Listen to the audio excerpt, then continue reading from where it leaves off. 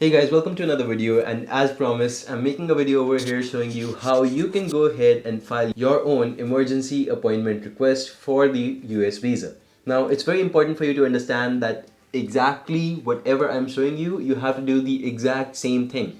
Don't skip even a single step. Don't miss a document that I'm mentioning over here. It has to be the exact same.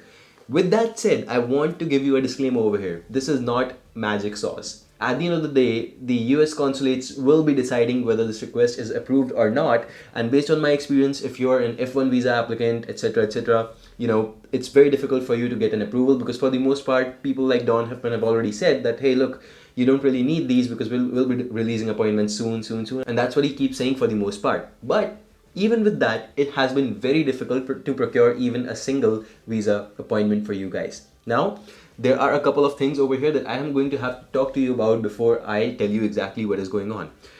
To schedule an emergency appointment, you must have, number one, an initial appointment booked. It could be in 2022, it could be in 2023, it could be in next year. Doesn't matter. You need to have at least one appointment book. And on top of that, if this appointment is in the wrong consulate, let's say that you are staying in Mumbai and this appointment is at the Hyderabad consulate, your request is probably short denied already. You have to have it in the nearest consulate. Okay, you have to have it at the nearest consulate, whatever you want to call it. It has to be exactly where you are. So let's say if you are from maybe Punjab and your nearest consulate is Delhi, in that case you have to have it in the Delhi consulate. Okay, so keep this point in mind. If you're applying at the wrong consulate, it's going to be a short rejection, 99%.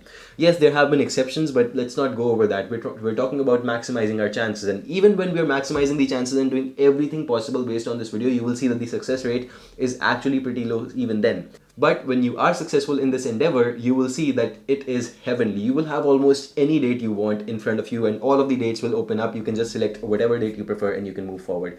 Even, more or less, it can be next week only. So it can be that quick. It's definitely worth trying if you don't have a perfect appointment.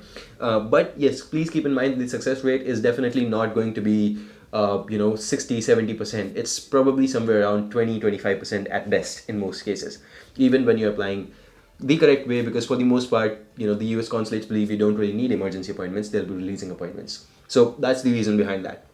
Now, coming to the point where, you have to, if you have to apply, please make sure that your program start date is within 2 months. Okay, your program start date on your I-20 is within 2 months of your date of application. That's very important for you to understand. Okay, it should be within 2 months. Now, if it's not, you're applying too early, you will get rejected. Again, they're looking for all of those reasons that they can reject you, and I'm telling you over here only in advance that these are the reasons they will reject you. First off, of course, there are other reasons as well that I may not be able to tell you because still the success rate is pretty low. But at the same point of time, these are the reasons where you get short rejected. Okay. Now, on top of that, if your initial appointment, let's say your program start date is 10th of January, and your initial appointment is of, I don't know, 5th of January or even 9th of January, your request will get denied. That's again one big caveat. If you want to have a higher approval rate, your appointment should not be already before your program start date. It doesn't make sense to the consulates that, hey, you will still need some days to pack, you will still need some days to book your tickets, you will still need some days to actually make sure that you're vaccinated, make sure that you're packing everything, your bags are packed, etc. It doesn't make sense to them. It doesn't make sense to them that you will still not be able to reach by the 10th even if your interview is on the 9th, because the journey itself takes about more than 24 hours sometimes. But that's not what they're concerned about. What they are concerned about is that your appointment, if it's before the program start date, then well, they're not really worried and they don't really care about it so much. So please make sure you understand all of that. Sometimes we have had students who have had to connect with their DSOs and postpone a little bit of their program start date by 1 or 2 weeks just because of these issues, right? And God forbid if your visa gets disapproved on the day of the interview, you don't get it. That's the worst case scenario, because then in most cases these students have to defer. So that's why the students working with us, we make sure that we are working on their interview, the mock interview, training them, making sure that the interview does not go wrong. And even if it goes wrong, we provide help for free just in case, because we understand that these students have already paid the amount and it doesn't really matter, because we have to actually work with them again without any extra charges for that. So if you're interested, you can take a look at our YMGrad services. I'll actually link that down below. You can check that out. But for now, going ahead, I've told you about all the cases now. you understand the cases. Now I'll show you exactly how you can go ahead and file for the EA request. Okay, now this is something we already cover in our service, but again, for those of you who are not enrolled with us, please go ahead, follow this to the best of your ability. First off, please understand exactly which heading you are applying under. For the students, by the way, this is going to be the student or exchange visitor heading, and the essential documentation they have stated, and again, these are the rules they have stated, it has to be within 60 days of your start date. Remember that I mentioned all of that. Then again, limited to applications who have not been refused a visa. So if you've already been refused a visa on the date of the interview, you cannot apply for this. So exactly in the next 6 months at least, keep a check on all of these requirements. Again, otherwise you will be rejected. Okay. After that, you should have the original form I-20 or DS 2019, right? Most of you guys will have an I-20 indicating the start day of the program, and it should be within 60 days from the date of your application. And finally, there should be evidence that you have paid the service fee, that you have already invested the amount, that service fee requires, right? So all of that has to be present, but we're going to be a little bit more sincere. We're going to have a little bit more attachments over here, and I'll tell you exactly what. First off, you have to scroll down over here. And by the way, if you're not able to see this emergency request option, well, that's important. If you're not able to see it, it's probably because you already don't have an appointment booked. You have to have one appointment at least at your nearest consulate. Again, I'm saying, to be able to select this option. Even if it's not at your nearest consulate, you'll be able to see this option. And remember, you can only apply for the EA 2 times. And well, you're going to be wasting it if it's not in your nearest consulate for the most part. So please keep a check on that. Now, guys, take a look at this.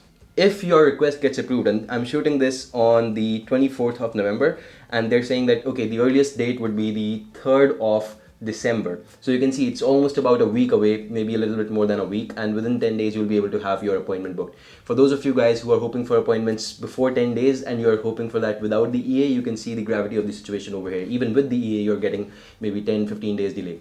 Okay, so please keep that in mind. But sometimes it can be even from the next day you're getting the appointments. I've seen that. I've actually shot that in my last video, and you can see that. Now, we're going to click here to request an emergency appointment, and it's going to take us to this page where we'll have a short form where we can request the EA. So guys, on your screen you will see the exact form, and you'll also see the emergency request filing. Again, we have a template and we have some attachments. The template has been blurred out because again, this is actually some information that we provide under the service itself. So the people who are enrolled in the service that we offer, those people will actually have access to the template. Unfortunately, I cannot reveal the exact template, but for your convenience, I'm showing you the attachments. Okay, now these are important.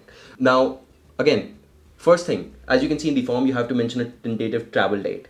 Make sure this travel date is the same as the one that you have mentioned in your DS-160. That is very important, something that people always make a mistake in. Even the best of consulting firms would not know this. Now, reason for emergency, you have to mention the reason. In your case, that would be the SEVIS, right? In your case, that would be the SEVIS. Let me actually pull that up. Now, after that, what you have is the brief explanation of emergency. Over here, you have to either copy and paste the template that we have sent you, modify it just a little bit, or what you have to do is, if you're not enrolled with us, all you have to do is you basically have to go ahead and write why you would want the emergency appointment, why it is necessary for your case, and you have to actually explain over here everything that, hey, look, I need to be in the US by this date because my program is starting then, my orientation is on this date, I have to be over there, otherwise I will not be allowed to take courses, etc., etc., whatever it is, right? Or maybe some vaccination related related reasons. Whatever it is, you have to explain over here. Make sure to keep it short. Don't make it very, very long. Keep it short, maybe under 200 words, and that's probably good enough. Okay, now coming to the next point, the attachments. These are the most important parts. You can see there are 5 places you can basically attach 5 things. Number 1, of course, your I-20 has to be there. Okay, that's something that we have already covered, right? The next thing, the DS-160 confirmation print. I also like to attach this. We have seen a little bit more success when we're attaching all of these documents, so I'll just go over all of these. So the DS-160 confirmation slip you get after you finish your DS-160, you can attach that. Not mandatory, but I would request still attach it. The next thing is SEVIS payment receipt. This is of course mandatory. If you haven't paid the service fee, you cannot apply for the EA. It is very important. Go ahead, pay your service fee, get the receipt and attach it over here. The next thing over here, and this is again very, very optional, any other non-refundable tuition deposit that you have paid maybe to the university or for booking the seat. Sometimes universities ask you for $500, $1,000 just so that they can secure your seat, just so that they can say, look, the seat is yours. We're not going to be giving it away to any other applicant, right? Once you get the admit, you have to sometimes pay this token amount. Most of the times actually you have to pay this. So that's something that is covered over here, right? Non-refundable tuition deposit that you have paid to show the consulates that, hey, I've already invested a pretty big amount over here. Not just the service fee, I've also paid this. So I want that appointment. I really do. Okay.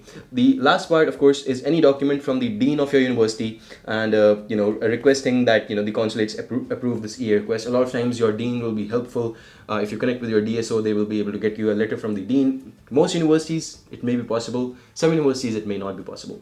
Keep that in mind. If you have such a document, a letter stating, from the dean requesting that, hey, look, please approve this EA request. It's very important. Your chances are dramatically increased. You have no idea. Okay, so go ahead, attach all of these and submit. Click the submit button at the bottom. If you have made sure that all of the things I have talked about have not gone wrong, you have not missed any of the pointers, your request should still be approved. But at the same point of time, remember, the success rate is not very high because they don't believe that F1 visa students should have access to this. I've told you because it's my duty. I've told you because I've seen a lot of students get approved as well. I've seen a lot more students get rejected as well. A lot of them applied even when we told them, look, you're not meeting the criteria. But of course, in that case, it's a sure shot reject for the most part. If, however, you would like to work with us, what I can do is I can show you over here the YMGrad website. You can go over here to ymgrad.com/service.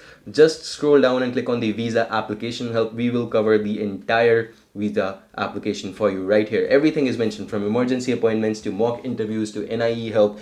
Everything is included already. You can take a look at this page. Again, I'm going to link it in the description.